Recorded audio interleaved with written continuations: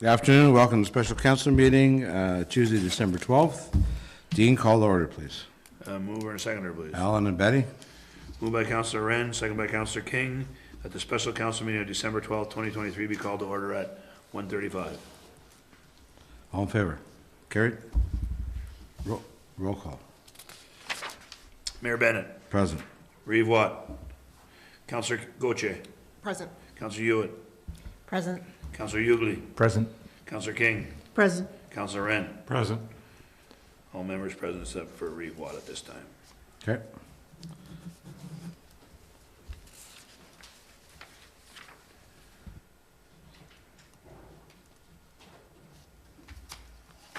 Confirmation agenda. Mover and seconder, please. Brian and Wendy, please. Moved by Councillor Hughley, second by Councillor Hewitt, that the agenda of the special council meeting of December 12th, 2023 be approved as presented. All in favor? Carried. Declaration of peculiar interest and general nature thereof. Seeing none. Sean. Okay, thank you, Mr. Mayor, and welcome everybody to this iteration of the 2024 budget process. So I have the presentation titled as operating and capital.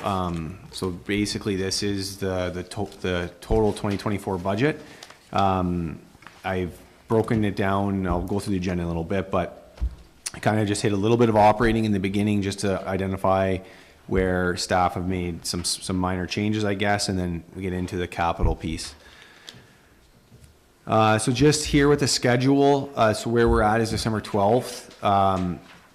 I think we're on a very good path, depending, I guess, on how this afternoon goes, but I think we're on a good path to seeing the schedule through. Obviously, when we get, there'll be deliberation on the capital components, but I think if staff can get direction leaving that to kind of finalize, I think the heavy lifting has been done, and we're, at least from my perspective, there's big decisions for you to make, but from my perspective, we're down to the short strokes on finishing this budget, which would mean then if all goes well, we would have a January 9th kind of all-encompassing presentation, and we'd put it out beforehand for public's input, and then they could potential to speak, and then for the approval on the 23rd. If we needed to back that up because of more deliberation, we can do that, and we would just move the public meeting likely to the 23rd, have deliberation on the 9th, and then pass the budget sometime in February, which is totally fine, but we'll see how today goes. Just to reiterate, the 1% piece, when we talk about 1% levy, this has been on all the presentations. It's nothing new, $62,740. And again, I just like to put this in for if anyone from the public is scrolling through these presentations, that maybe this will resonate with them, that we don't keep all of the money, that when they get their tax bill, we're only speaking about the municipal portion, which is about 33 1/3%. So what I've given you today, I know we had packages go out on Friday, and you came today and there were more papers on your desk, but what I've done is I've highlighted in the papers that are on your desk, and they're dated. It's dated December 12th. And if you go to flip it, it doesn't flip the same way as the other ones do. I did it a little bit differently just to separate it from the ones that you got on Friday. But I've made highlights in this package, and this is the totality of the budget. So it balances to zero. It includes capital, it includes operating, it includes water, wastewater, waste collection, and et cetera. So everything that the municipality will be doing in 2024 is somewhere in these line items. What the budget as presented equates to would be a tax levy increase of $495,044, which is highlighted in yellow on page 1 of the big document. That equates to about $82 increase per median single-family detached house in Laurentian Valley. So we wanted to kind of break it down to that number. I know that it was a suggestion from one of the meetings on what does that mean per the average. I mean, I'll use the term median, but household, and that's what the budget presented today is. In that, sure. And median is? Well, median would be The number? the middle. The number, though? Oh, 244,000. I know what you meant. Thank you. I thought you were going to put me on the spot to define the median. The budget has a capital investment of just over $2.5 million. And then what staff have brought forth today and to get this budget to where it is would be a net reduction in reserves of about $586,000. And I break down below how those from the general reserves, from the water reserves, wastewater, and reserve funds. But Dean or CAO Sorrell, you were going to say something, or? Well, I was just gonna go back to that median thing for a second. I was gonna wait till the end now, but just to clarify now, everybody says median 244,000, you think the house, now that's the median assessed, and assessment, as we all know right now, is at 2016 values. And, you know, because you sell your house for 400, doesn't mean the assessed value is still lower on most cases when people are selling. So I just wanted to explain that's why it seems low, but that is our median on the assessed side. Okay, sorry. No, that's okay. So that is the budget as presented here. So the agenda for today, I'll just quickly go through some changes from last meeting. There is a section on the water rates, as that was to come back on options for council's consideration on how the water rates will be done in 2024, and then into the capital and special project budget. So just some small changes, and these are the yellow highlight is the taxation change in your general ledger, I guess. The green highlights are the operating changes, and then the orange highlights are capital and reserve changes. So my recommendation, is you certainly can flip, you're gonna be flipping all kind of over the place, but I'll just highlight some bigger ones. Or I can just kind of read through them. So admin penalty and interest revenue, we have increased at $8,000. Admin investment income, we've increased 10,000. So in those two line items was an increase of revenue expectation of about 18. I took out the corporate management tax write-off, or tax and arrears, or accounts receivable write-off. That was something that we would have done, would have hoped to do, but I mean, just at this point in time, maybe after I get a sense from a year or so on year ends, what that number should be. So I took that out. Fire benefits, I've decreased that from 22,700 to 12. Reason being is I had in my calculation some deductions for CPP and EI. Upon further investigation with the force that we have, that is not currently deducted, so that will stay as is and then go forth from there. Fire tools and equipment, so slight decrease here, but I have moved an item that the chief had for a capital item that was about $1,000 item. Even though this is decreased, I've put it into this line item, so it's very small. And the reason I'm going through these is so that for the public or for you, if you're saying, well, on whatever that first council meeting date was, this is what that line item said, and then all of a sudden, in the past budget, whenever that is, this is what that line item says, you might say, well, how did that doesn't equal, how did that happen? So that's why I'm just going through that, so transparent that these are where those line items have changed from. Planning and CIP grant, we had it at 50, so it meant that about 7,800 or 7,700 would have been funded from taxation. But in an event to get to our balanced budget, we do have the reserve of 42,000. So the expense would be 42,000. So what that means is in 2024, no new tax dollars would go to the CIP program and be funded from the reserve that we have at that point in time. It's still a large amount. And then obviously council can make decisions if we have CIP applications come in and we're at our budget, they could make a decision to, still award at that point in time, but just for the budgeting purposes, this is what I've done. And then we've added into municipal drainage convention for the CBO to ensure that he can take the required courses for drainage, so that we can, the courses that he needs to take is that so he has the ability to sign off, so we can get money back from the provincial government. So just with that slide, is there any questions or items for discussion?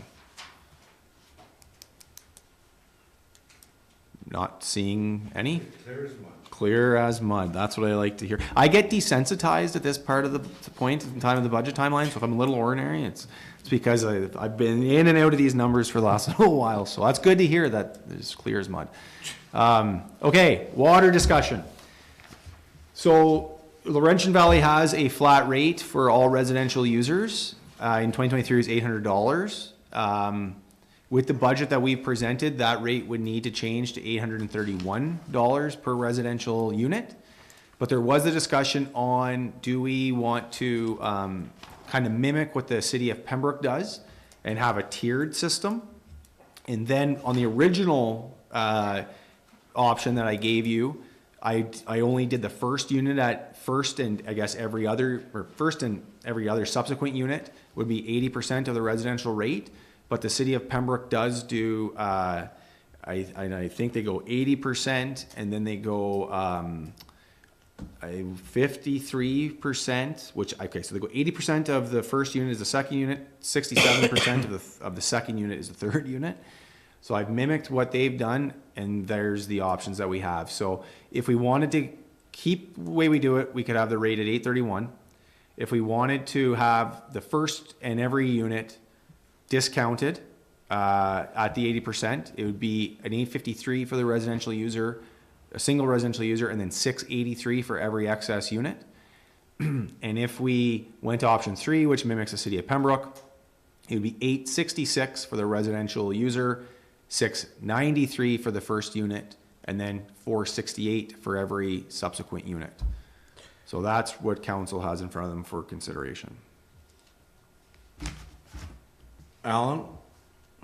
So the only concern I would have if we go with option 2 or option 3, you're asking a regular single detached home to subsidize the other units, and I struggle with that everybody else is going to subsidize a second or third unit within. So everybody, I feel, are going to use the same amount of water, no matter if you're the second unit, third unit, or the fourth unit. So everybody should actually pay their own share and shouldn't be subsidized by other users, is my feeling. So when this is a flat rate, it's per household, correct? It's not based on the medium or anything, it's based per Yeah, it's household. per household flat rate. So every 4-bedroom pays the same as a 2-bedroom type Okay. thing, or 2-bathroom pays the same as a 1-bathroom. So just to follow up with Alan's comment, I know we discussed this at the last meeting. There are residents, I guess we said only on Boundary Road, that currently before our new water agreement was getting the discount for the second unit in the house. So you got one line going in from the road into the house, right? And then it's split within the house for 2 units? Is that basically how it works? Okay, so again, I guess, as I said the last meeting, that's what the city does now, so we are, number one, increasing the rates, but then we're also gonna be increasing the rate of a second unit within the house as well, from what was there before. Betty? The rates for City of Pembroke, they're metered, are they not?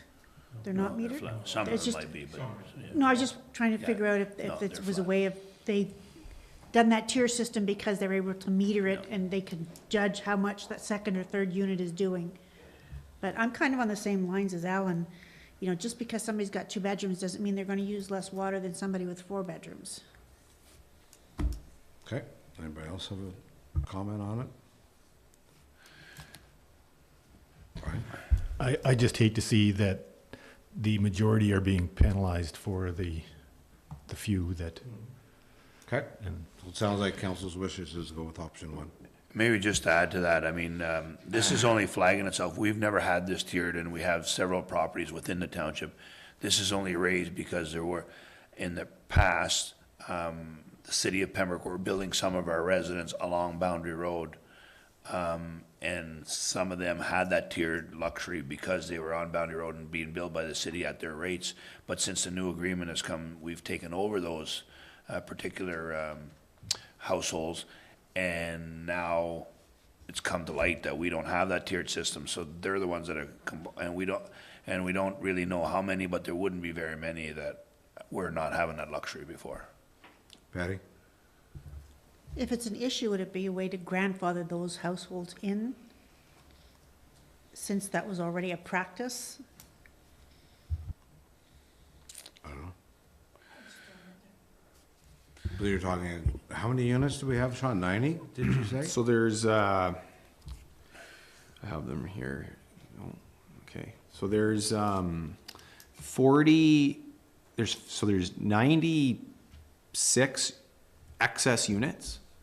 There's 52 that would just be like a first excess unit on a property. And there's 44 that have either second or third or fourth excess unit type thing. Is that in the whole township or just on Boundary Road? That's the whole township. So, yeah, that's the entirety, that's the whole water works inventory, I guess. And Yeah, we hadn't done the exercise to see exactly on Boundary Road, but I don't think there's very many. Like, I mean, there might be a few, but And we have approximately 600 homes on water, 656 or something? Yeah, there'd be, well, 7 something, I think. 756.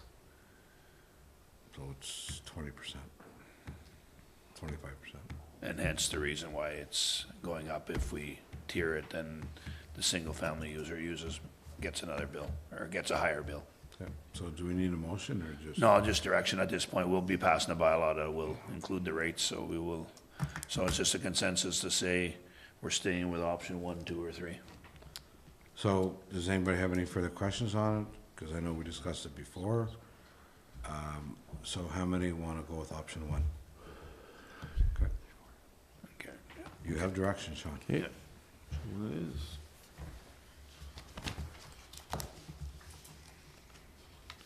Okay, and then this didn't change since the original presentation, but just for the metered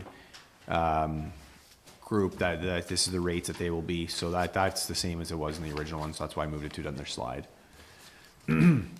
Okay, so capital and special projects. So when we're talking about capital. Hold on, Brett. Hold on, sorry. Just while we're on water, I had two other questions. One was just with regards to salaries going from last year's actual of 326,000 to 694,000. I can understand one or two people, but it's a huge jump. Yeah, so I think, if I recall correctly, at the top, what page are you on at the top there? Councillor Ewing? I'm on the top of page 7 on the December 8th. Yeah, okay, version. so, oh, you're on Public Works, I think, correct? Yes. Okay, so, good question. I'll just jump ahead here a few slides.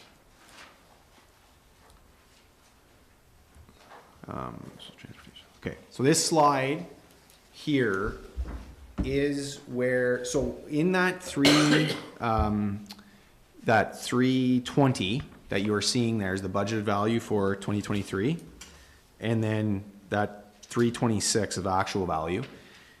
Underneath there, in all the other sections, asphalt, sweeping, shoulder mains, etc., there's salaries that are feeding in, like that are on top of that 326.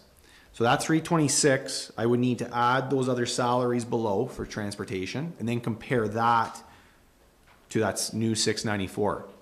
So when I do that on this slide here, 2023 actual for transportation salaries at the end of November is 908. We had budgeted 910.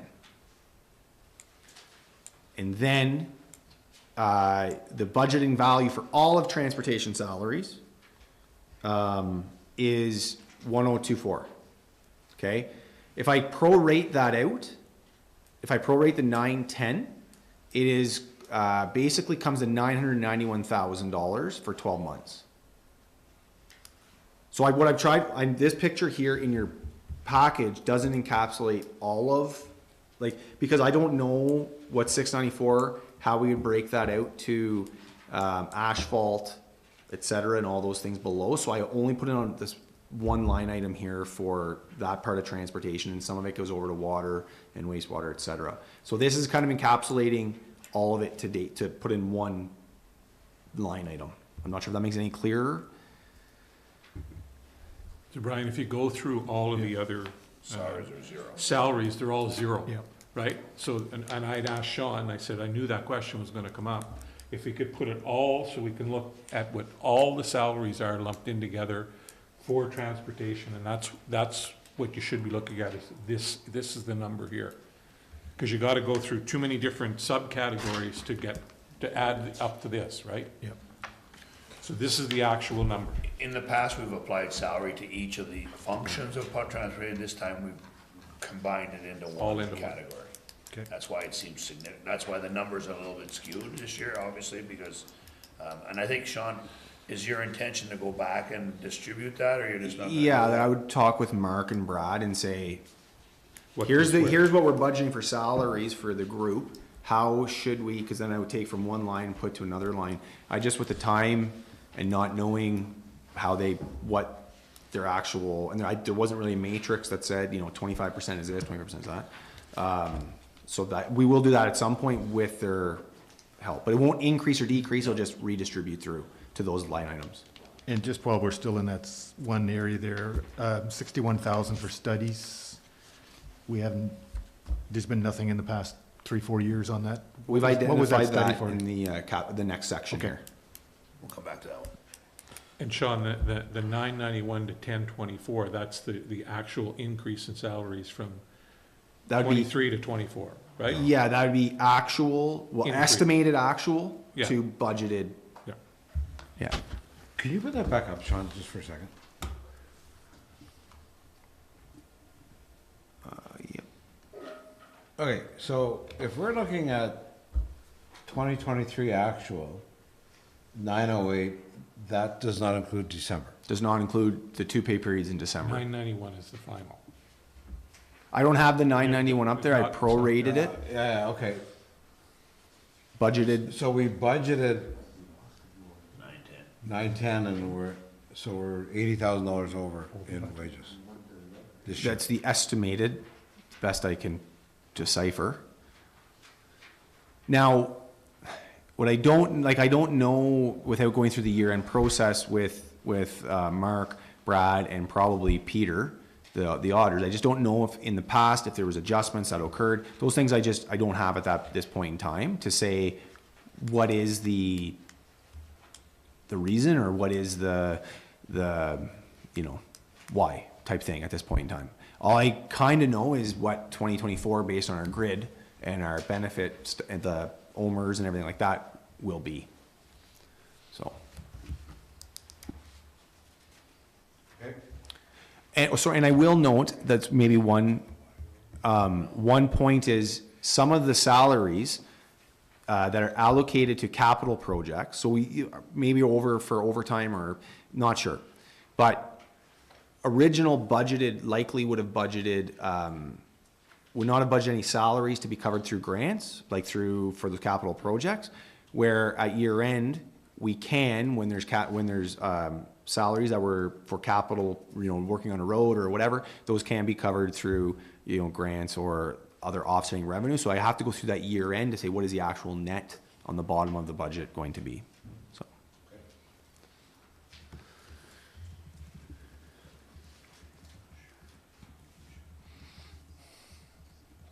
Okay, so capital, back to capital. Any other questions before we get into the capital program? So capital, what we're talking about capital is something you can see, touch, and I guess feel is the same as touch, but it's something that has value. So what's one of the misnomers, and I guess when the way that municipalities normally think about finances, these are expenses, and we use that term expenses, but they're really not. Really, when you look at the balance sheet when a capital item gets purchased, cash, which is the asset, goes down, and the road asset would go up. It's basically a trade of assets, and then over time you recognize expenses through amortization. So these are things that have life and bring value. So they have a lifespan and they bring value to the residents of Laurentian Valley. We're going to start with wastewater and water. And I did pass out, you did receive the capital list, which looks similar to this, okay? And the water, wastewater is the bottom section. But for the Hamilton Street pumping station, we have a renovation that we estimate to be $45,000. And if there's questions on these projects, Mark and Brad are here for that. This would be funded from the wastewater reserve. We have pump refurbishments This would be funded, again, from the wastewater reserve. And then we have valve replacements at Pembroke Street East. Some of this would be funded from the user rate, 50,000, and 25 funded from reserves. So we'll just park it here, and if there's questions on these projects and more clarity, we can certainly do that. Now, with the Hamilton Street pumping station, do we get some money back from the city on that? Is that not part of Well, I guess contributions? likely under the actual water agreement, water and sewer agreement, yes, there will be some, but it's gonna be in the rates, like, it's not gonna be something that. No, I just want to make sure Yeah, that. yeah, no, it would be in there. Because yeah. part of the agreement, they were going to Yes. help out with some Yes, of our yeah, costs. so. that's in there, yeah, the Okay. calculation for rates. Yep. Any other questions? Seeing none? Okay, good. So this next slide, I did general government, planning, and fire kind of together, just because of the amount of them. There's just it worked well to go together in a slide. So in general government, on your original packages, you would have seen this under admin capital. I since have moved it. That was a mistake on my end. It should have been an information technology capital. So that has changed on your new sheets. But we have $10,000 there for computer replacements. That it seems in the past about 14,000 has been budgeted per year. We've decreased it a little bit, and we think that we'll be able to make our computer replacements do with that amount of money. That's fun. That would be funded through taxation. We have planning. Now, this is a special project, and it was included in the original version that you got, and the original one that we spoke about. But it just shows up on this sheet, so I wanted to draw attention to it, that this would be the floodplain mapping contour elevation joint project, which would be still phase 1, but in year 2, and that would be funded through taxation. It's a small amount. In fire, we have six sets of bunker gear, radios and pagers, airbags, and helmets and boots. And these would be funded from the fire reserve. So I'll turn it back if there's questions on this section. Brian? Seeing this is under admin and general, I had one question here under administration other revenue.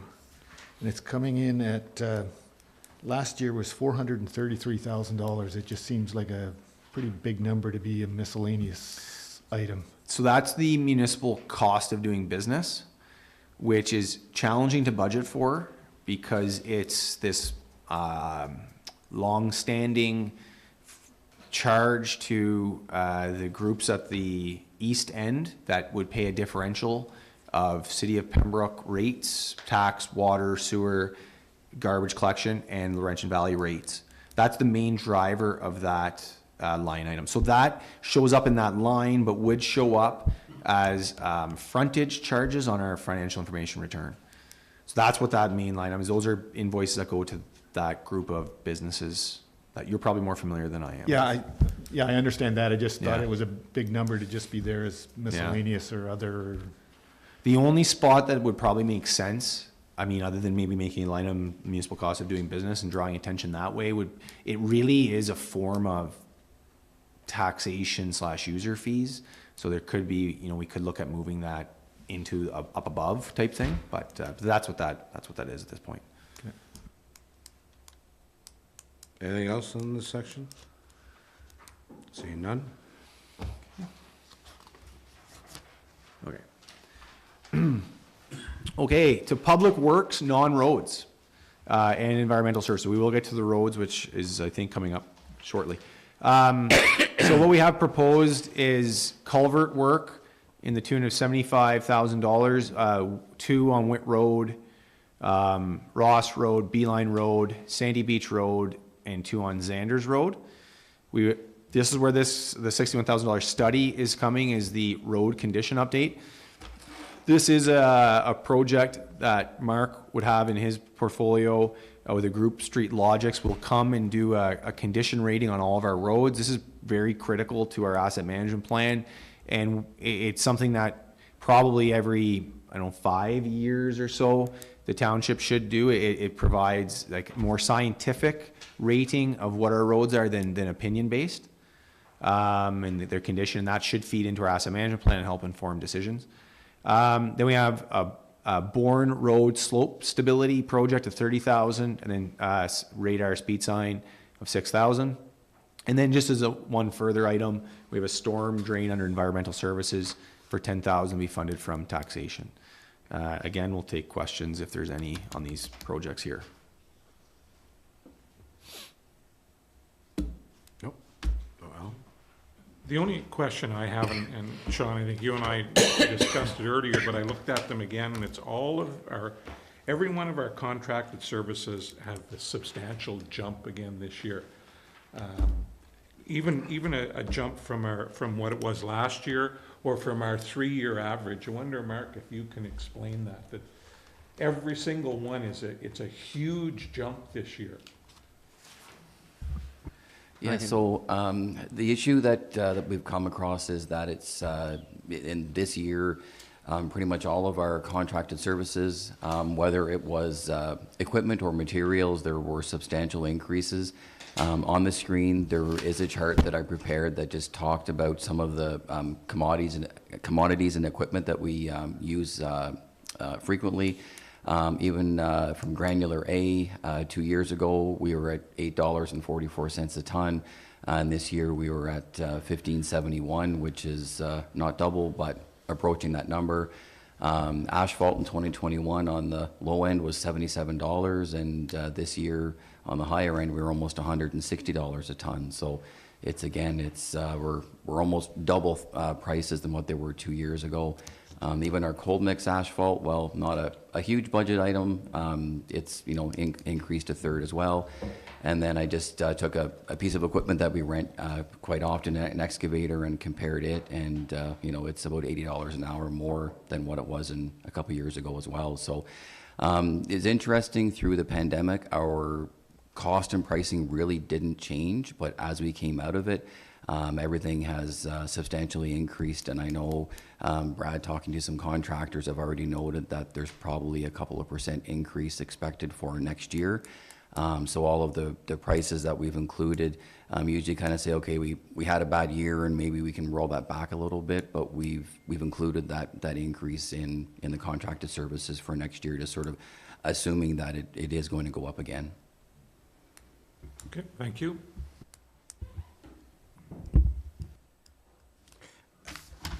So urban storm would kind of fit in there, and kind of on Alan's line there. The budget for this year is 82,000, and last year the actual was 33. So that's more than double in a single year. Yes, and was it 33 actual? And that was the actual last year. Okay, so there's still some invoices that we're coding today for 2023. There's quite a few that had just come in, so that number will go up. It's not that the money wasn't used, it's just some of the invoices are just coming in, so that number will go up as well. So. Okay.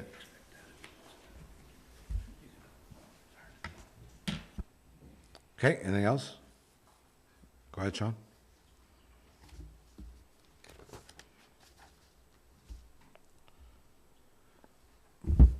Okay, on to recreation. So recreation is located on this large piece of paper, under halfway down, or past halfway down type thing. So the projects we have proposed is Allison Fraser main floor flooring replacement, and it's about a total of 35,000. And we propose 50% of that be funded from taxation, about 50% from that group. I guess I'll go left to right, or what do I have here? Skating, yeah, okay. Then we have skating trail site works of $10,000. LV Lodge entrance modifications at $10,000. A storm drain and Shady Nook of $15,000. Shady Nook site works of $10,000. Stafford Park safety netting along Jim Sheedy Way of $10,000. Stafford Park playground surfacing change, so changing out the sand for wood chips, I believe is the project, at about 14. and then park signage, of 40. And then they're just broken down on how they're funded through, reserves or taxation. As presented is about 30,000 funded from taxation, and, from reserves, and 96,500 from taxation. So with that, I will turn it to the group for questions. Sure. Al? Active transportation, 50,000, we would see an in and an out on that one, correct? Yes, there's a revenue source for the, that project, which I think was a project that was already, like maybe in 2023's budget. So it wasn't, but So it's in reserves now because we got, at year end, I would. We got a- and we got it a might be a grant for that, grant, right? possibly a grant grant funded, for so, that. yeah, so we'll just, at year end, whatever we spent in 2023, we'll recognize revenue for, and then the rest of it will be paid and recognize revenue in so it's 2024. a wash? Yeah, Okay. yes, for this, Yep. for the 2024 budget Budget. purposes, yes. Okay. Brian?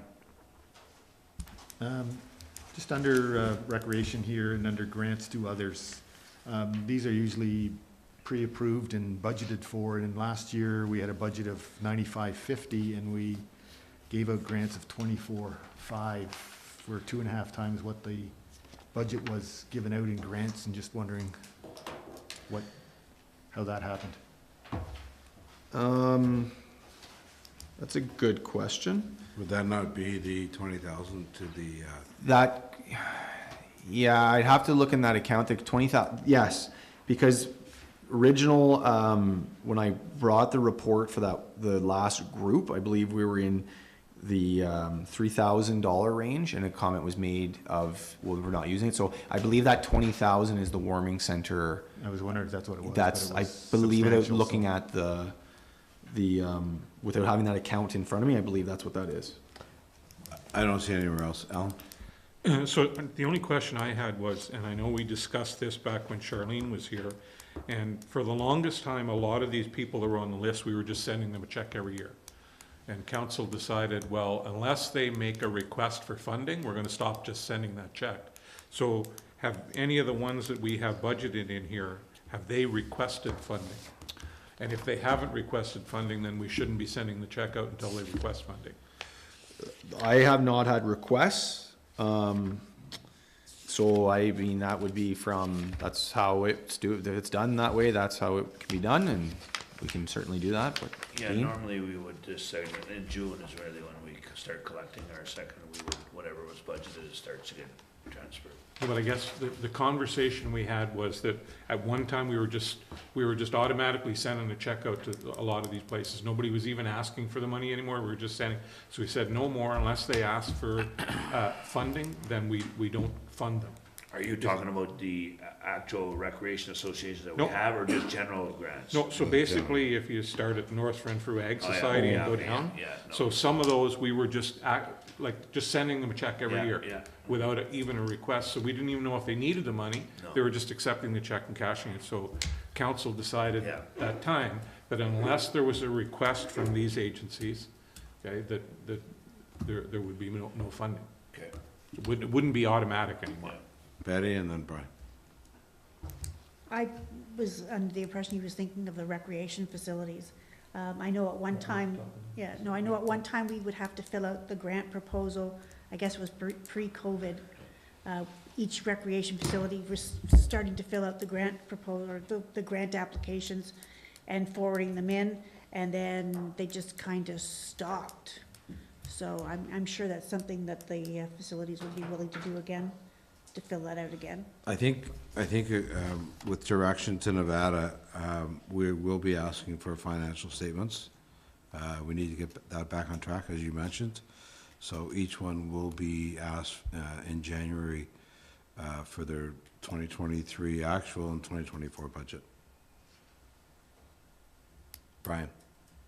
So if the 2.5 times the grants being offered was for the warming center, my question is that going to be something ongoing in the future? And if so, then should we actually budget for it instead of just going 2.5 times over budget?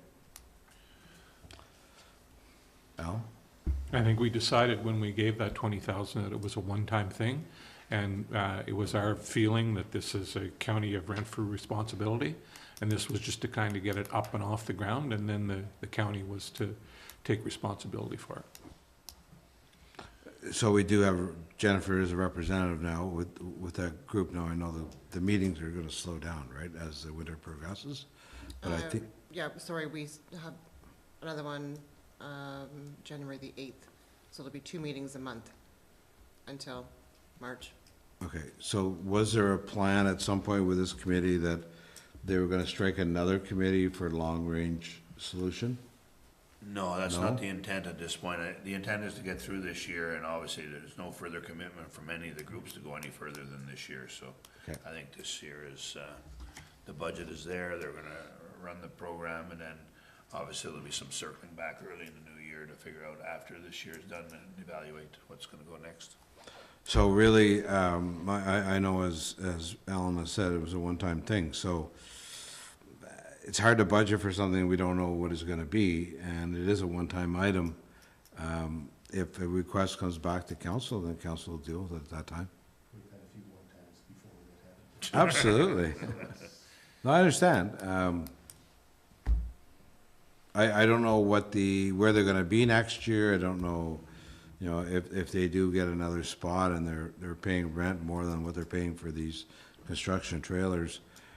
I have no idea. So it's gonna have to be something that, we're not gonna budget for now, and we'll have to deal with it when it comes forward and make a decision.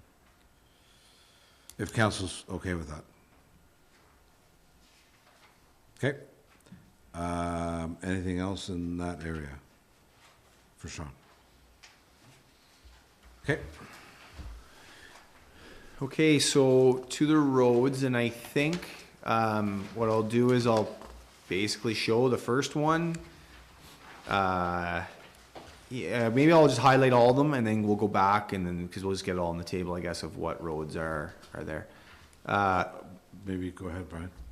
I just looked, basically, I guess, while we're still on recreation and culture, my question is, the budget for this year, total budget for this year is 872,575, and the actual last year was 489. That's, over 300,000 increase. I know we've had some, Yeah, I would say that, I guess I'll just flip back and we can walk through and I can probably highlight some. Just want to see exactly where, this starts here. So where are you gonna start, Sean? Well, I'm just gonna kind of look and get my bearings here myself on, so 117, I'm on page 11. Okay, hold on. And so 172,500 is in the recreation, piece. So in that kind of midsection starts at expense recreation. So if Okay. you look at, you know, that bottom kind of bold number of 172.5, what we have there is, like, we have an increase in salaries and benefits that is 100 and something anyway. With the active transportation plan expense is showing in there. I don't believe, sorry, the offsetting grant is just above. Okay, so that 172.5 is offset by the $50,000 above. So there's at least $100,000 difference there.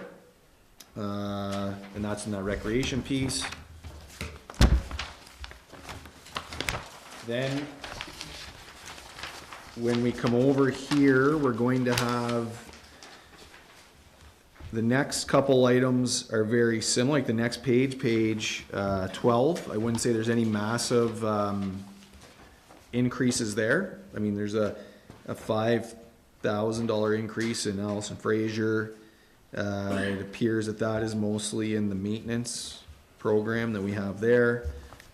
I think the main, just with looking at this from this perspective, just give me a second here to, again, 34.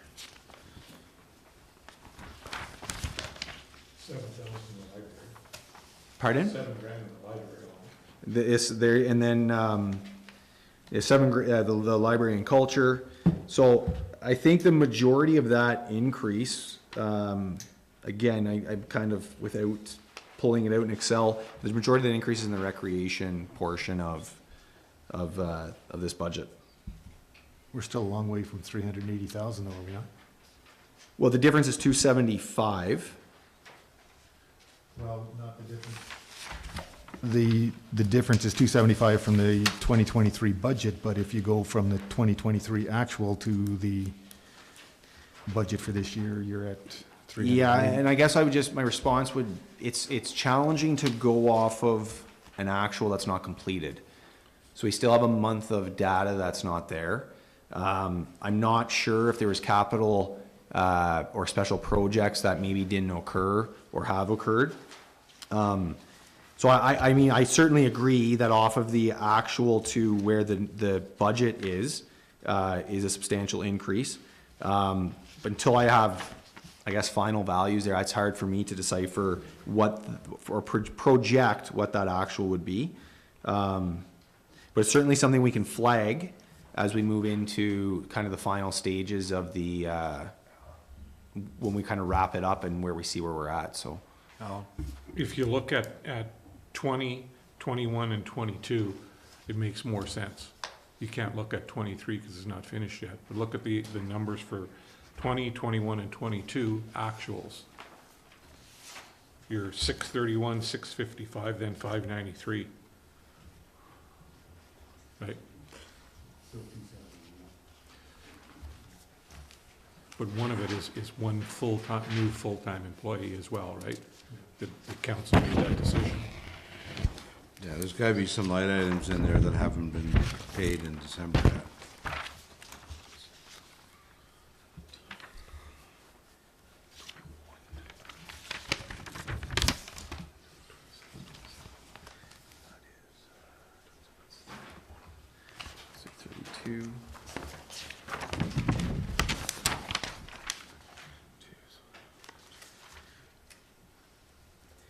Oh, and if 84,000, sorry, as I kind of, again, wrap myself around it, 84 of that shortfall is the shortfall in the provincial grant. So on page 11, there's an 84,000, almost $85,000 difference, which we had budgeted 134, 250, and we were only budgeting 50, so there's a shortfall of revenue of 85, which works the same way as an increase of expense. So it's 80, there's 85 there, there's 100 and, this is from budget to budget, and I recognize that it's not to the actual, but 85, let's call it there, and 172 below, and then I think the remainder is made up in the different recreation line items, like the different recreation groups, the parks, as there's increases there kind of throughout for maintenance and whatnot, which I think I did quick math is about 30 to 40,000 increase. Just trying to find more money for roads. Good luck. It's all well taken. Any questions before we get into the roads? Any more further? Okay, so again, I'll just highlight the roads that we plan on doing. It would be Sawmill Road, about 0.65 kilometers. We project this to be about $280,000, but will be split evenly with the city of Pembroke, so that we'd be recognizing their portion of 140. And we will come back to walk through them again, but then we have Loxley Road, which is about 2.5 kilometers, and the condition rating at this point in time is a 27. This is projected to be $685,000 and be funded through our CCBF capital and our capital reinvestment. And I will note that we do not know our OCIF number at this point in time, but we would project to be that the OCIF would help fund this project. Then we have Beeline Road, and this would be a 2-kilometer stretch on Beeline Road, in between, excuse me, between Forest Lee Road and Pembroke Street East. And this would be funded through the capital reinvestment reserve and the fixed asset reserve. Then we would move on to Bryan Street and Gore Street. This is about 0.73 kilometers. The condition rating there is at 29 and 36 respectively. And we would fund this through the CCBF, which is the gas tax, formerly the gas tax. Then we have Brazo Road. And this is approximately 1.34 kilometers. It's about $356,000, and we finance this through taxation. And then what I threw on here, or asked Mark to do, is the gravel road program, because to some of the councilors' points on the contracted services, gravel, there was a substantial increase. And what we did here was we showed what was done, the amount of kilometers that was done in 2023, which is about 11.2 kilometers. And we figure with the amount that we've proposed, we would get close to 10, about just under 10 kilometers. And trying to hit that 10-kilometer mark would be beneficial given the amount of, I think we have 80 some kilometers of gravel road in the township, and trying to do 10 kilometers a year would keep us, you know, in a good good line. And it's not technically capital, but I just thought as we're talking about roads, it's not bad to bring that to the attention of council. And the increase, how we've projected to offset the increase of the gravel in 2024 is to pull $100,000 from the levy stabilization reserve, as gravel has taken a substantial increase. So $100,000 of the gravel road program would be from that levy stabilization, which is intended to help offset those kind of fluctuating costs. We don't have to absorb those all in one year. So with all of that, I'm going the wrong way. I'll turn it back. I'm going really the wrong way here. I'll turn it back to the chair to speak about Sawmill Road, or the groups, or if they have questions or how we want to work through it. Brian, you have a question first? I had a question on Sawmill Road. I was just wondering why it's the only one of all of them that we're talking a double lift of hot mix, and the rest of them's all single? Yeah, so that was in a discussion with the city of Pembroke a few years ago, and that's more of a practice they have is a double lift, and it also gives us more strength in the road. So cost sharing, it's a substantial amount of money for us to do that on all of our roads. So this sharing with them, it more follows a standard they have, and will get us more value for that sort of 50% of the cost for that road. So I would love to do double lift on all of our roads, but it's just, we just don't have the budget. We'd be doing about half the amount of roads every year if we were putting 2 lifts of asphalt on everything. So how much does that extend the life of the road then? On this, we would, maybe for the traffic that's there, we would probably get another, I'd say, 5 to 10 years out of it, would extend the life for it for about 5 to 10. Okay, Alan. Once that road is paved and it's not as bumpy as it is, you're gonna get a lot of trucks coming off of Highway 17 down that road and then up Robinson Road as well. That's really no way to get around that, even if you put signs up, because we have nobody there. As you guys know, generally, the chair of finance and myself meet with Mark and Dean and Sean. Oh, sorry.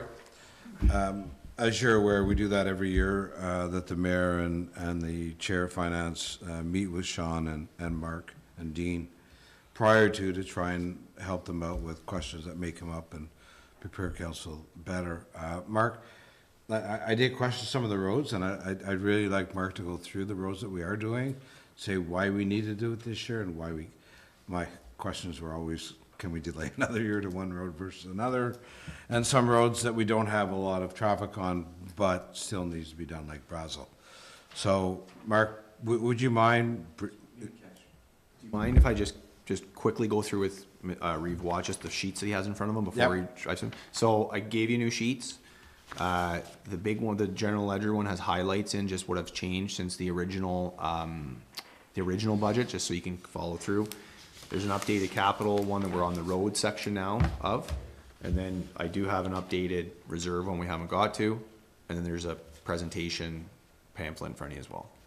Thank So you. right now, we're going through the various roads, which you should have that as well. Doesn't look like you do. Do I have to? It's in the back. Yeah, okay. Okay, Mark, please.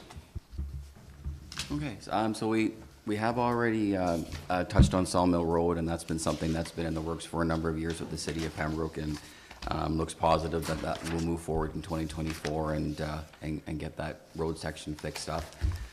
Second on our list was Loxley Road.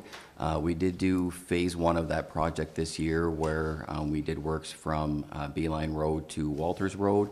That was I think about 1.3, 1.4 kilometers. This road section is just over 2.5 kilometers long and takes us from Walters out to Witt, and it's probably the worst conditions section for that at a 27. It's on the image, you'll see that there are 3 gravel pits on the road, so it does see some heavy, extensive truck traffic. And our normal road section we work with is 2 kilometers, but typically we go from road intersection to road intersection. And just how the nature of this one is, it ends up being about half a kilometer longer than most. So the residents I know have, when we were doing the eastern section this year, had some concerns and hope that we would continue with the western piece, and that is the plan in our process, is to go through and finish off the project in 2024. Our next is Beeline Road. This section runs from Forestly Road up to County Road 51, which is Pembroke Street West or Petawawa Boulevard. This is the last of about the 16 kilometers of Beeline that's still the late 1980s asphalt. And there's been a few repairs on it, but this is the last section. Part of this plan is to continue with paved shoulders, so this will give us a widened platform essentially from Round Lake Road, County Road 58, all the way through to Pembroke Street West, so that helps us with our active transportation. Through these sections, the section for next year does give us an access point and connection for the active transportation to the Algonquin Trail. And the piece that was done this year has a connection to the former CN that is motorized for the most part now, but hopefully in the future there is some connectivity for that active transportation there as well. In the area at the Algonquin Trail, there's typically throughout the day, there's always a couple of cars parked there. So we'd like to add a bit of a paved area adjacent to the Algonquin Trail for vehicles to get off the road properly. So maybe not a true trailhead, but at least somewhere where people can park, get off the side of the road. It seems to be an active connection point, and even on Google Maps, it's identified as a hiking point or something, and there's 3 or 4 Google reviews, and I think that's what's drawing the people to that location. So we are working on the active transportation study now, and it's identifying some of this, so we're maybe a little bit ahead of the curve on thinking this, but no, it's going to something that's going to come next year. We're sort of planning ahead with our progress for it. And Mark did mention that he's already gone to the county to get some support of that parking lot, but county said, you want to do it, hop at it, but it's at your cost. How many vehicles would it be able to accommodate? I think if we widened out, you can probably put 3 or 4 there. And I'd like to keep it to one side of the road. I know most of them park on the southbound side.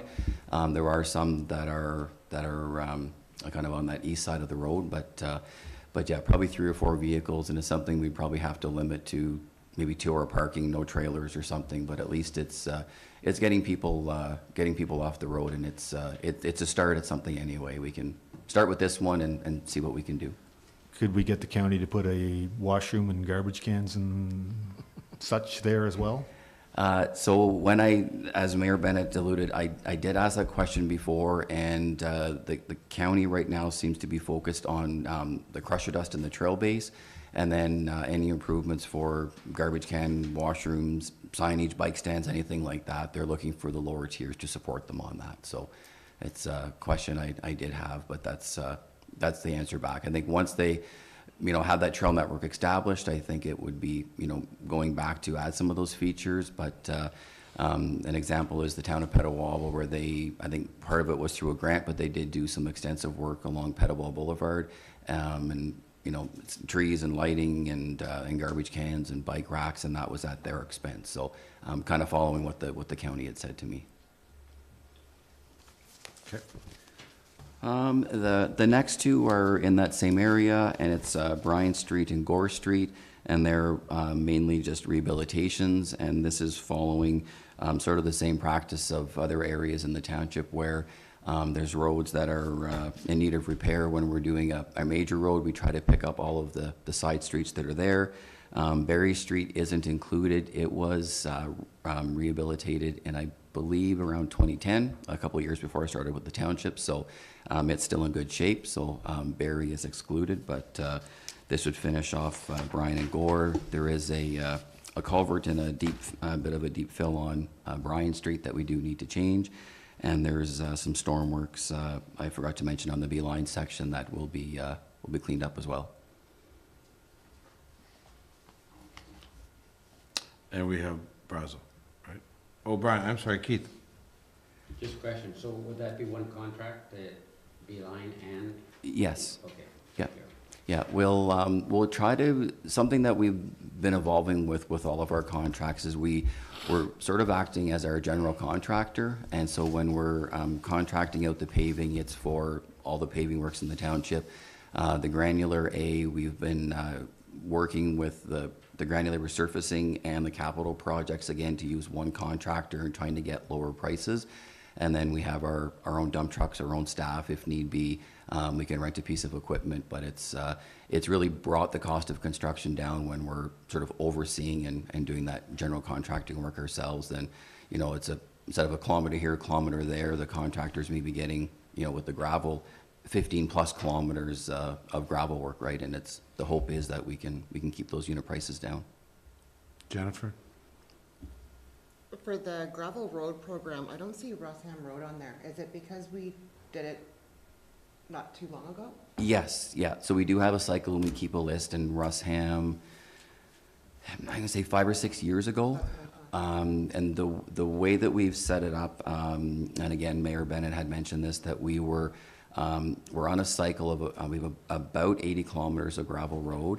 And so if we can stay at that 10 kilometers a year, we're roughly, sometimes a little bit less, a little bit more, but we're in an 8 to 10 year cycle for replenishing gravel on the road. So something as well as part of our street logic study that's in our budget is there's an actual gravel road rating that they do. So the work that they've always done is on pavement condition, but they've got a new feature available that they can do a scan of the gravel road. So it gives you density, kind of knows what's in that road base, so that may give us a better idea of maybe there's some spot repairs that things get soft, and I'm looking forward to getting the information. It's something new, and it's not saying the gravel roads are forgotten about, but it's something you put the gravel on, put dust suppressant on it, grade it a few times, and don't look at that base or what's there. So this will be a good tool for us moving forward in our planning for our projects. Wendy, please. Just so I kind of understand the road condition rating, is it the lower the number, the worse the road is, or is it the other way around? Yeah, lower. So it's based out of 100. Okay. So the pavement condition, it's a PCI or pavement condition rating. So yeah, lower number, the worse the road is. Thank you. Yeah, so, some of these at 22 or 24 are not very good numbers. Okay, Mark? Yeah, and then final is Brazo Road. The rating's 22, and I think truthfully it's probably lower than that in some of it. That's just that's the average. It is the portion that's there is fully within the municipality. Just south of the yellow line, there's a red property line that sort of runs out towards Highway 17. That's where our boundary with Whitewater region starts. So the paved portion is fully within, and then it's gravel for another kilometer and a half afterwards. So it's not a lot of homes here, but the asphalt is in very, very poor condition, and something we need to look at. We did discuss last week about possibly, if there was ever a thought to maybe turn the rest of the road to an asphalt surface, that maybe changes the maintenance. We talked about maybe, and that would be a partnership with Whitewater in future years. We also had a discussion about turning the road back to gravel, but we kind of looked at sort of going backwards if we're doing that and turning it back to gravel. We did try that with a few roads 5, 6, 7 years ago, and it was fine for 1 year, but then the residents were sort of of the thought that we were letting the gravel settle and repaving the next year, and not that we were turning them back to gravel and not going to repave. So we did follow up in a few years later and repave. So yeah, not that there's a lot of homes, but it's another road that we would like to complete for next year. Okay, thanks, Mark. Any further questions on the roads right now?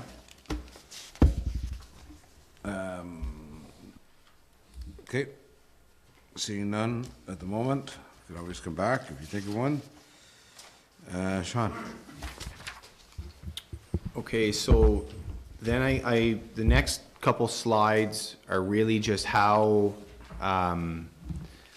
those are reflected in the sheets that you have. So the first one here, so the taxation on page 1, you'll see a yellow highlight of your sheets. Okay, that's the increase in taxation levy to fund everything that we have presented. On the original budget I gave you was an increase of 62,740. That was the 1% for the capital reinvestment reserve. So now with everything we've presented, that line item now shows what would be needed from the additional taxation over and above 2023. We also added in Public Works vehicle and equipment sales, we added $30,000 of revenue. This is a $10,000 estimated revenue from a sale of a fire truck and $20,000 for sale of a plow truck. These items would then be, those revenue sources would then be transferred to the applicable reserves. So fire would, $10,000 would go into fire reserve, and then $20,000 would go to a vehicle and equipment reserve. So you'll kind of see that as an in and then a transfer out. There's the public works study that shows up on the public works study line, which I created that account because I wasn't quite sure where these studies have been located in the past. So that's why you don't see anything in any of the previous years. This is going to get a little confusing, the next line. Okay. Recreation skating trail donation is not a donation from the skating trail. I had nowhere else in the chart of accounts where I thought would be a good place to put the contributions from the Allison Fraser group. So that's $17,500 of revenue to offset that half of the capital expenditures in that line item. So it's unfortunate the way that account was named. That was the only, for me to stand out for me on what that is, I needed to put it there. So you'll see that and maybe think, well, what are we getting that money for? Well, it'd be to offset that, but not from the skating trail people, but it's in the recreation section, so from Allison Fraser. So can I just maybe add to that, just to make sure we're clear, that there's a flooring project of $35,000. Allison Fraser will be paying 17.5 of it, and we'll be paying 17.5. So that's the it's through our books, so that's the contribution from Allison Fraser coming back to us. Yeah, so Surrey Books is an expense of $35,000.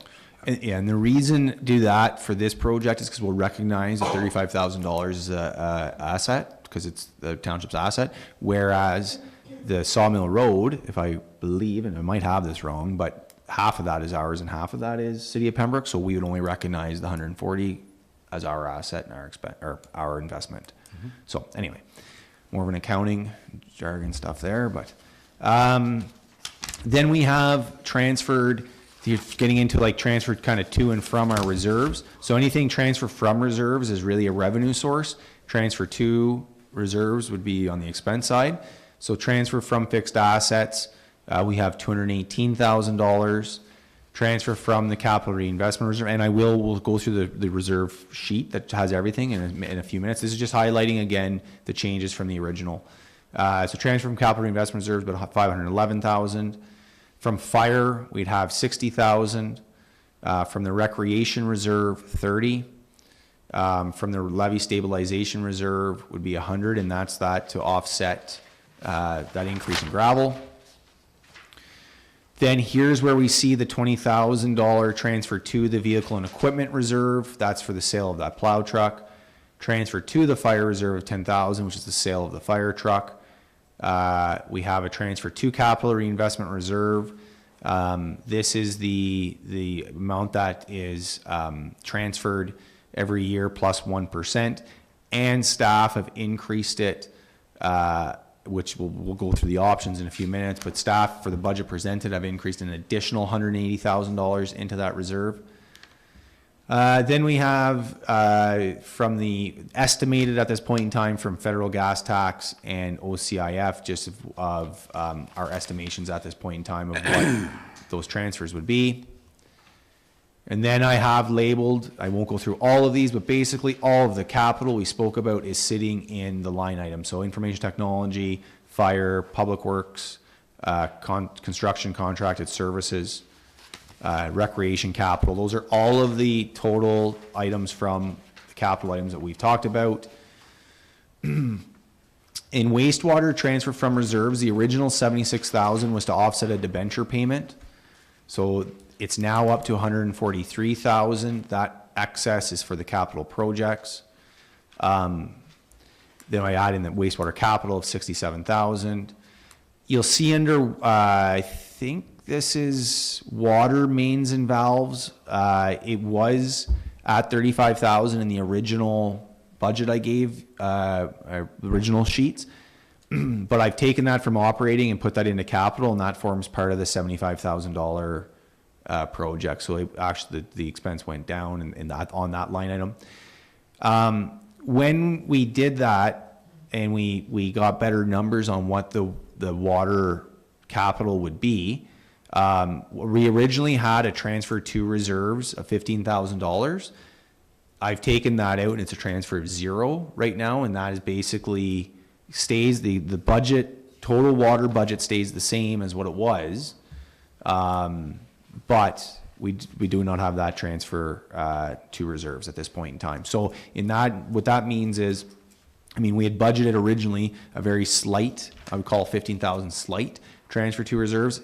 Any surplus that the water fund would be in, we would still get a transfer to reserves. So there's potentially still a transfer there, and any deficit we transfer from. But just to keep the budget balanced, to keep the water budget balanced on the original premise that we had, we did that. And then water capital 75. Okay, now on to reserves and reserve fund balances. So this is the other sheet. It's probably easier to look at your colorful paper here. This is tracking the reserve funds from what we have presented. So in 2024, if we just look at the main, under general, so you see the word subtotal, you'll see what, if we go over to 2024 contributions, we're intending to put 699, 509 into reserves. So where I'm looking at that is right here. So everyone can kind of see.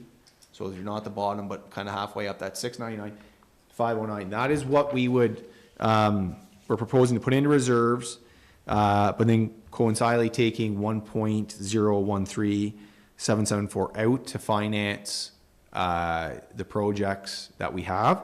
So it's estimated that we would end 2024 with $1.7 million in general reserves. So not taking into account water and wastewater, just the general fund. And where I would, I guess just to back up, 2023's opening reserve balance was 2.8. So when you look at from 2023 opening to projected 2024 close, so basically 2 fiscal years, I'm estimating it'd be in the vicinity of 1.7.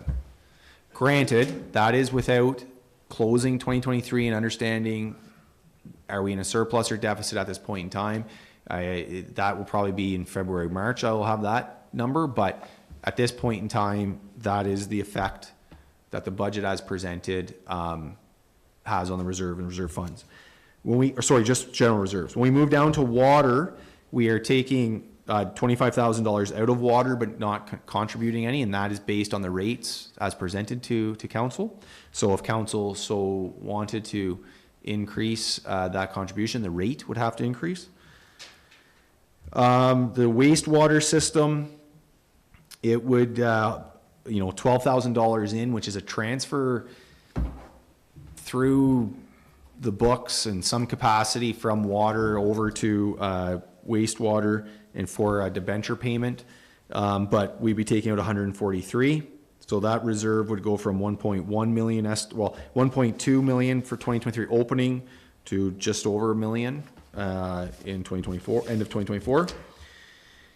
And then the next section below, we have the reserve funds. So there we have development charges, OCIF, CCBF. We do not believe, based on the capital I do not believe, based on the capital projects as presented, that we can finance any of those through development charges. But you'll see that we have estimated contributions for gas tax and OCIF, and basically, we would be ending the year with not very much money in those two reserves, those reserve funds. These would be used. So all in all, as a corporation, I am projecting we would end 2024 with about $3.4 million total in reserve and reserve funds. So the point of this is to illustrate that the work that we're doing and that the budget as presented, we have increased taxation to that level that I spoke about earlier, about $82 per household or median household. That's what it equates to, I guess. But we are using the reserves, I would say, I don't know if I want to say quite substantially. I don't know if we're definitely using funds that have been taxed for in the past to pay for the work that we're doing. And it's not uncommon for municipalities in today's time because a lot of aging infrastructure, and we need to finance that somehow. And it does have an effect on the reserves. So with that, I've created this next slide that has options. So maybe before you get there, Sean, we'll go back and just see if there's any questions Sure. on your reserves. Maybe when Sean presented Al and I the budget last Friday, they were at a 5% increase at that time. But we certainly didn't like the look of the knockdown in the reserves because we were using a substantial amount of reserves. So Alan suggested, and maybe I'll let you explain that part of it, Alan. So if you look at where we've been going with reserves, so in to the closing balance of 2023, we reduced our reserves by 814,000. And then with a 5% increase, we were going to reduce them again by another 500,000. So I said to Sean, in 3 years, we're out of reserves. We have nothing left unless we change. And I think we need to change the channel on how we articulate what the increases in taxes for the municipality are.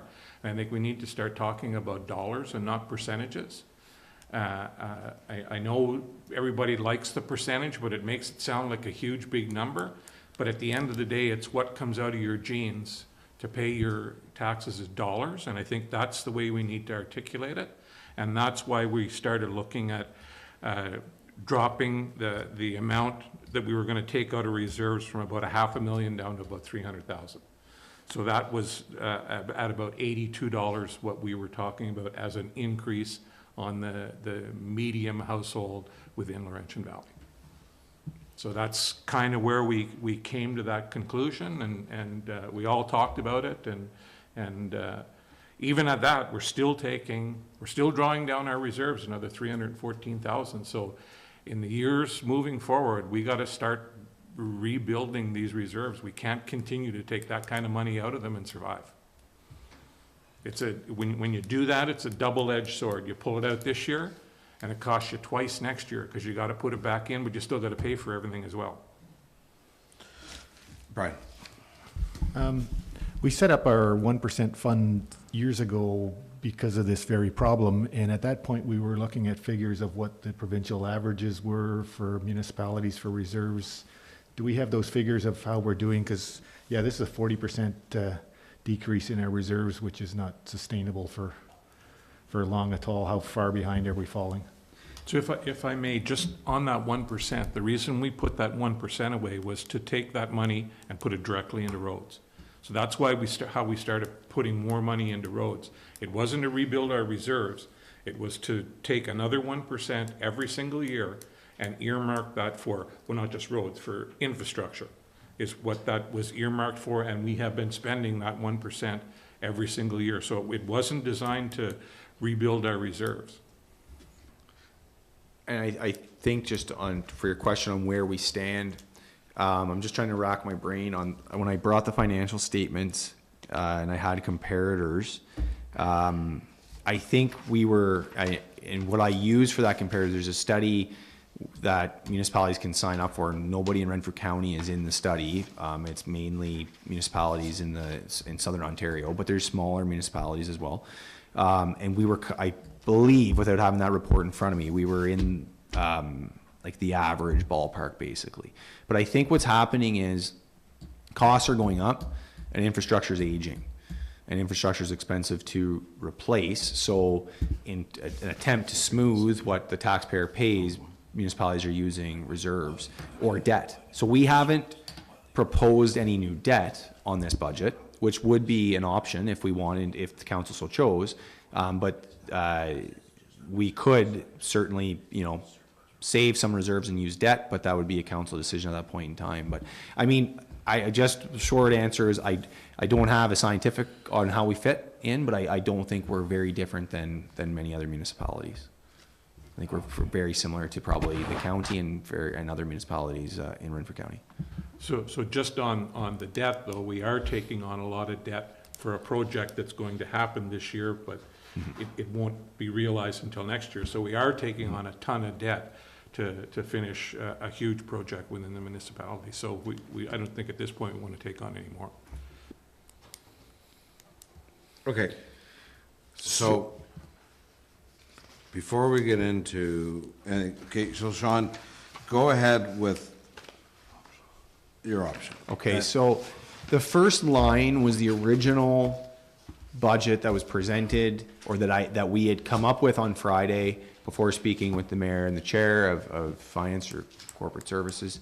And that was that $50 increase per median household was what we needed to, which was very close to a 5% increase, but equated about $50 per median household. That's what we needed to balance the budget as we had. Then we moved it on what I sent out, and what I presented today was at $82. And that provided an extra just over $180,000 into reserves. To go from 50 to 82 equated to about 181,945. I saw then, and working this way, it's not very quick, and it's a bit of an exercise to get to this householding number. So that's why they aren't, in perfect tens. But $15 more than originally what we presented at that $65 would have given another $94,000 to put in reserves. So what I'm showing is the net effect on reserves in this middle column, and then what that estimated ending in 2024 would be under these scenarios. So if we went to kept it at the $50, we'd end with 1.5 million. If we went to $65, we'd end at 1.675 million. $82 turns into 1.76 million. And if we went to $100, we would have $1.8 million, which would be an extra 282,000 on top of what we originally presented. So you'll notice that all the options still have a net decrease in reserves, but not as substantial as 500,000 to 316. So it's certainly up for discussion, and if they want to come somewhere in between all those numbers, I could work through that, or take direction on a different option. I'm not sure. Okay, so just before we go any further, just remember, that this increase per medium is based on 1/3 of the taxes taxpayers pay, because it's only based on our percentage. So it's based on 33% of what they pay. We still have the county, don't know what they're gonna come in with. We still have the school board, which we kind of feel is gonna remain the same as last year. So there could be, unlikely, a decrease from the county, possibly an increase, but we don't know. Just, I want to make that clear before we go to further. Alan? Well, just on that, we need to control what we can control, and that's our 33 and a third percent. So we did discuss by increasing and putting that extra $180,000 into reserves, and that's why there's another slide there with some pictures in the built-up area at Stafford, because I know when I knocked on doors in the built-up area in Stafford, I got told by a lot of people that the roads are falling apart. So we said to Mark, see what about $180,000, how many roads we could do, and we can decide on that later on in the spring, after February, when Sean tells us that we have a surplus, and then we can decide what we do with that surplus and maybe some of that $180,000 to possibly do some or all of these roads that are on the picture of the built-up area in Stafford. So that was kind of our plan on what might happen with that money. And the reason why we hit Stafford, and like I agree with Alan as well, that none of our roads this year included anything in the Stafford build-up area, which is struggling big time. So that's why we picked Stafford, and that's why we said, what would 180 do? So I'm hoping that Sean's numbers are good and we have a surplus and we can get some of these Stafford roads done. And if we have a break even, then that 180, extra 180 we put aside, decide how much we want to do in Stafford. So that's sort of where we're coming from. That's why we went from the 5% to 8%, to give us that option of Stafford down the road. Let's talk in dollars. So, yeah. Okay, questions? Maybe Sean, could you just pull up the rates, the tax rates, that chart just to show council again? And I would just caution, I'm not a fan of showing these at this point in the time, but because these may not be a lot depends on certain things what the county will do. But in 2023, our tax rate was the 4th lowest in the county. With the projected tax rate, we would not surpass Madawaska Valley. So I'm not sure if we'd still be 4th, but I know that we wouldn't leapfrog, unless they go down, but we wouldn't leapfrog their rate there. Alan? And let's realize that the municipality that's just below us gets a huge tax in lieu from the Garrison Petawawa that no other municipality in the county gets. Yeah, there's a lot of ways you can dissect these for sure. I agree. They get a very, very large payment in lieu. That helps them. Yeah, but that's just so. But the point here is that it's not as if, in my calculation at this point in time, that we would jump large with our tax rate. If tax rate is something that council likes to use as a metric, it's not like we will jump high with or jump past other municipalities with that. I can't speak to how the other ones will do, but. And I guess that just to add to that, the detriment here is because of such a low tax rate in our assessment, we're only generating, like, when we say 1%, which people say, oh my God, percent, but it only generates $60,000 or $62,000 for us. So that's the struggle we have with perception. So that's why we kind of concentrate on dollars per household. I think that's the best way to, it's certainly an easier pill to swallow, because if you say a percentage, people can get all kind of out of sorts, but till they understand, as Councilor Wren says, it comes out of their genes, how much is coming out of there. In this case, we're suggesting 82, but it can be any number that council feels there. Like when you compare percentage to other areas, like you see in the cities not listed on there, that are part of the county, but that 60,000 to us is like 200 and something to other municipalities. And as Mark gave us a prime example, that somebody asked the work that was done on one of our roads last year, and Mark said, you know, it cost us 300,000 or whatever. And he said 60,000 only gives, you know, the minimal increase. People start to realize, wow, it does cost a lot. Excuse me. Sean, we're looking for comments, we're looking for suggestions, alternatives.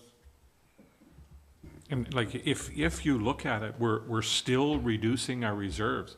If we were actually planning on keeping our reserves where they are, the number's not even on this sheet to stay where we need to be to keep the reserves where they were at the end of last year. We're still drawing down on reserves, so we're still not like a break even.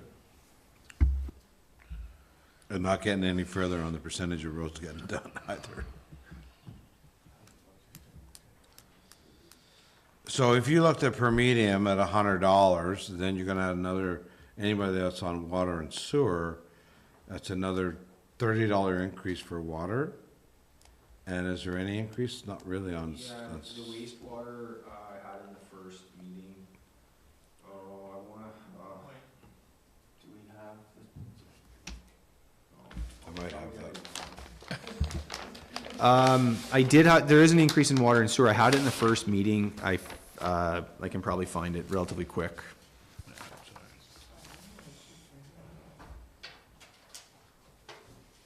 That was November 28th, Sean? Yeah, I'm just opening my sheet here. Wastewater. An increase of $55. Excuse me.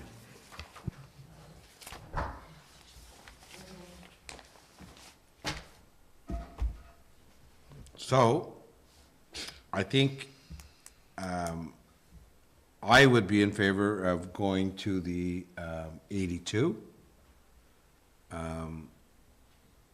I know Alan's probably on the same boat, but I'll let him speak for himself, but we need to walk away here today, with clear direction to Sean, if we can.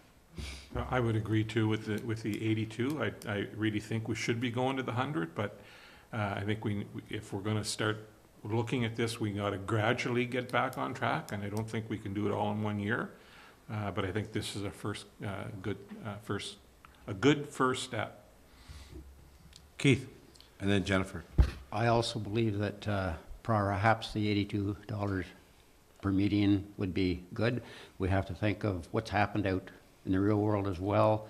And I don't mean the real world, but people's been hit all over with increased costs, no different than the municipality. So going any higher, I think we've done some due diligence here in looking at the different rates, and I'd be satisfied with that. Jennifer? I agree, 82 for me as well. There's no doubt, even going, as my wife came home from the grocery store yesterday, she had a box and a bag, spent $200. You know, if people, it's unrealistic to think that we can keep it down to $30 or $40 per medium on a household. We're not gonna get anything done. Betty, I think or Wendy, you had your hand up. Yeah, I don't feel that we certainly could do any more than 82, but I think we do need to do that, because it is based on only 33 1/3%, right? So we don't know what the other pieces are gonna be too. So I don't feel we could go any more than the 82. Any other questions, comments? Brian? 82 is less than $2 a week. You know, when you look at how much everything else has gone up that you spend in a week, so that's pretty reasonable.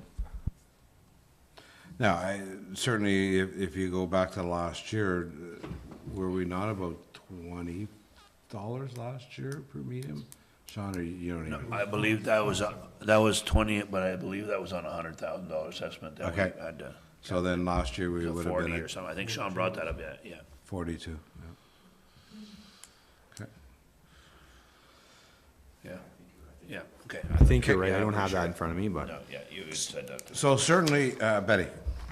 My consensus is with the group, with listening to the cost of aggregate and everything else going up. We really don't have much of a choice, so I'm kind of with the rest of the group with the 82. Okay. And I really think anybody that, as Brian said earlier, is around today, they know they're spending dollars, nothing is the same. So with that, Sean, we'll give you direction on the $82. If council comes up with anything else, or they find some money somewhere that Sean hasn't got, certainly you can send Sean an email on that. But I think you have clear direction that we'll go with the $82. So then I will prepare, like a budget package, I guess, for like a public-facing document and presentation, and then we'll have a public meeting on that first meeting in January. And then if we don't hear any concerns that council wants to amend anything, then we would pass the budget, second meeting in January. So, Sean, when you say an open public meeting, it's the same as today, but the public is welcome to comment on it? Yeah. Is that the night they're allowed to comment on it? Yes, yes. So they could either send in a comment and send in concerns. Okay. Or speak, and say their concern. Right. We'd ask them to register or like, let us know. So we, prepared or whatever, but it allows, I think it's a best practice and allows the public to provide input, for council consideration. So it's a little, ideally, maybe in a future state, you'd get that feedback a little early, but this is a nice to have to, you have something to present them, and then if they can voice their concerns, and council can then direct staff at that point in time. And then how do we let the public, the taxpayers know that? Well, we will post in the newspaper, like an advertisement, similar we Okay. would for other things, and then we'll Yep. post on our other mediums that we have, regarding that and the kind of the process. So it'd be like contact Sean, at or contact Dean. No, Sean, what's your phone number? And then if somebody wanted to just email their comments, I would bring that forward and say, heard from a resident based on this and whatnot. Laurie, do you have any idea how many people have watched the previous budget meetings? Okay. Sean, I know you spent a lot of time on this. I appreciate all the effort and the very professionalism job that you've done on your first budget with LV. So thank you very much. Betty? As a newcomer, I want to say thank you, because I'm able to follow along, so that's actually quite good. Thank you very much. And I'll just take a chance to thank council too for their support. I know it's always a tough time of year. Certainly Sean has done a lot of work to present it on an easy format, agreed. But also I know from council's perspective, it's always tough to go through this stuff and try and make decisions on what needs to be done and then the dollars to go with it. So certainly congratulate you on that kind of work as well too. So well done. Okay. So we go down to The rest of the meeting. rest of the meeting. Bylaws. Mover and a seconder. Alan and Jennifer? Moved by Councillor Wren, second by Councillor Gauthier. Do we Let the- want to do one at a time, Dean, to see if there's any comments at each one, Well, or they can comment at at the end? Yeah. Okay. That the following bylaws be enacted, passed, and be read a first, second, and third time, and be numbered and signed by the mayor and the clerk and sealed with the seal of the corporation, and be engrossed in this bylaw book this 12th day of December 2023. Bylaw 2023-12064 to appoint members of the Township of Laurentian Valley Committee of Adjustment for 2024.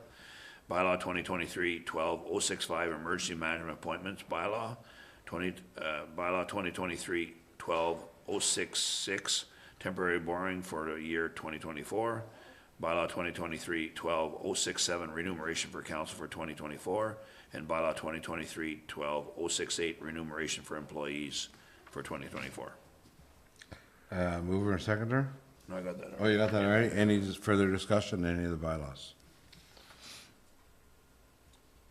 Okay, seeing none, all in favor? Carried, thank you. Council comments?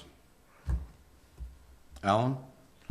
So just want to let everybody know that we were at the mayor and I guess Wendy at the Jason Blaine concert the other night, and the Pemberton Area Airport Commission was the recipient of another $10,000 from Jason's golf tournament prior to that conference. So just want to thank Jason and his crew for all the good work that they do. They doled out $105,000 worth of checks that evening, so it's amazing for this area what that one-day golf tournament does for this area. Maybe I'll also mention that Dean and myself and our wives attended the Fire Hall Christmas party on Saturday night.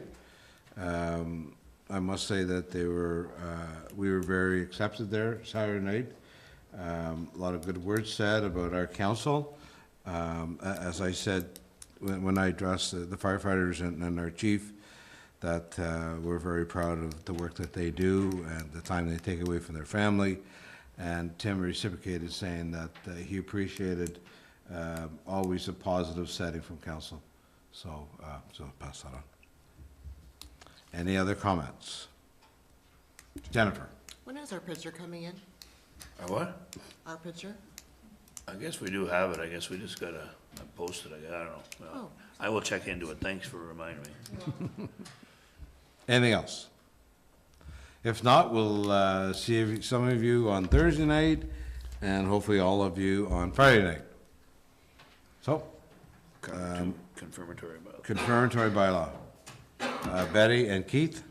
Moved by Councillor King, second by Reeve Watt, that be it resolved that the Council of the Township of Laurentian Valley approves confirmatory bylaw 2023-12069 as having been introduced or read a first, second, and third time, and the said bylaw be numbered and signed by the mayor and the clerk and sealed with seal of corporation this 12th day of December 2023. All in favor? Carried, adjournment. Wendy and Alan. Moved by Councillor Hewitt, second by Councillor Wren, that the special council meeting of December 12th, 2023 be adjourned at 3:20. All in favor?